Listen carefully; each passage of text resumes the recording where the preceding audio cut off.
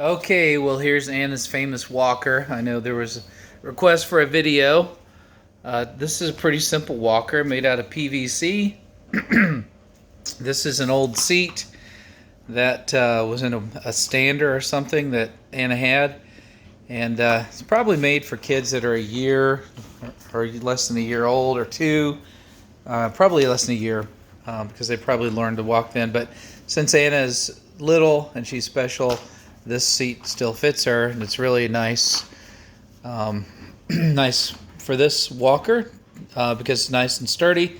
I did have to get creative on how this attaches, and so I had some old web belt material, and I just wrapped it around a hole in the frame there, and I Gorilla Glued this in place, and it just got creative on how I wrapped it around the frame. This is pool noodles here with Gorilla Tape.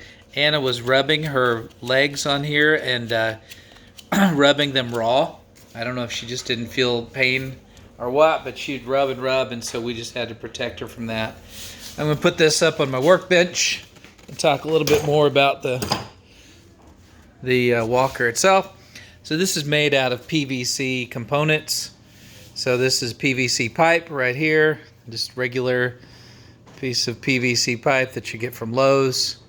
Not CPVC, but PVC. There are some special pieces in here that you couldn't get at Lowe's. So pieces like this. You see a piece like this that I'm holding in my hand here would accept pipes from the bottom, the top, left, and the right, so to speak. And that's a corner piece like that. You can see it goes right there. So it accepts this piece, and then it's one from the bottom. That's one specialized piece. I got that from Amazon. I forget what it's called, but you ought to be able to Google PVC furniture fittings, something like that. Here's another special piece. This takes 3 pieces of PVC, one from that side, one here, and one from the bottom. What I did is I left this loose. I don't know if I can get it with one hand. Trying to operate the camera, I can't, but I left this piece. I didn't glue this in right here. So as Anna grows, I can simply push this off.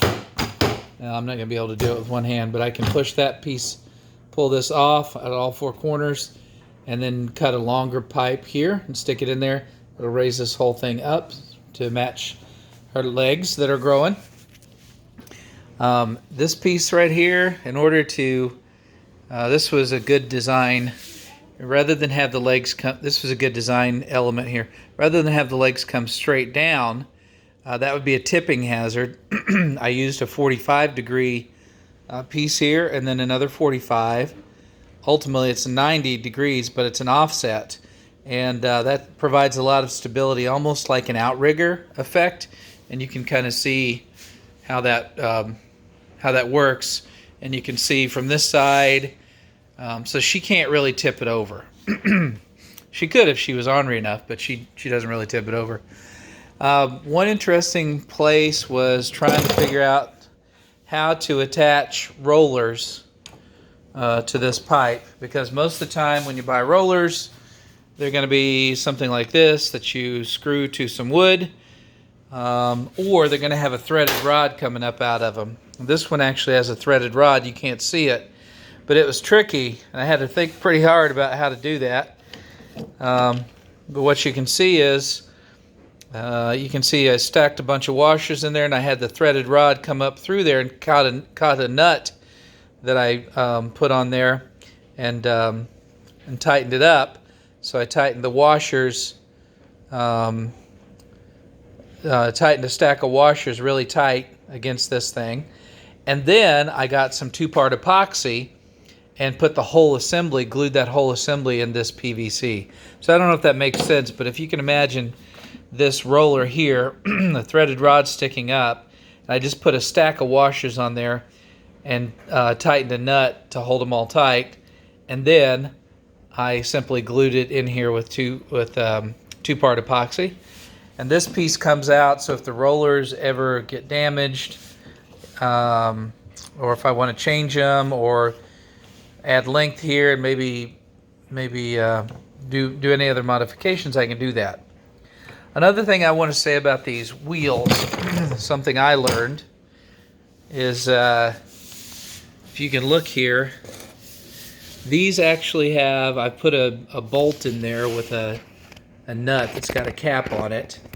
I put those in there, but what it originally had was a rivet that went in from this side to this side, and this side was swedged tight. So it was a closed joint. You couldn't take the wheels out. And what happened was, we have a lot of girls in our house, do a lot of crafts, and Anna would roll all over the house, roll this thing around, and hairs and yarn would get stuck up in here and here, and it would actually get carried through the hole in the wheel, and it acted as a brake. So it inhibited her movement. So now you can see that I don't know if you can see that, but the wheel spins great. Previously, when I would bring it in and look at it, the wheels wouldn't spin freely at all. And so we've noticed that since I drilled out those other rivets and put these bolts in there, she's got a lot more mobility. So this is not really pretty. It's got some of the, by the way, I don't know if you know how to do PVC, you probably do, but just regular OD all-purpose primer and cement. And you know, you're going to get some of it down there. I thought sometimes I might paint this, but I didn't want to take the time and paint it and let it dry. I wanted to get in service for Anna. So she loves it. She gets all over the house with it. She'll get stuck sometimes in a corner or in a place where two floors come together. I'm doing construction. There's a little gap in the floors and her wheel might get stuck in there. But in general, she gets around really well. If you got any questions, let me know.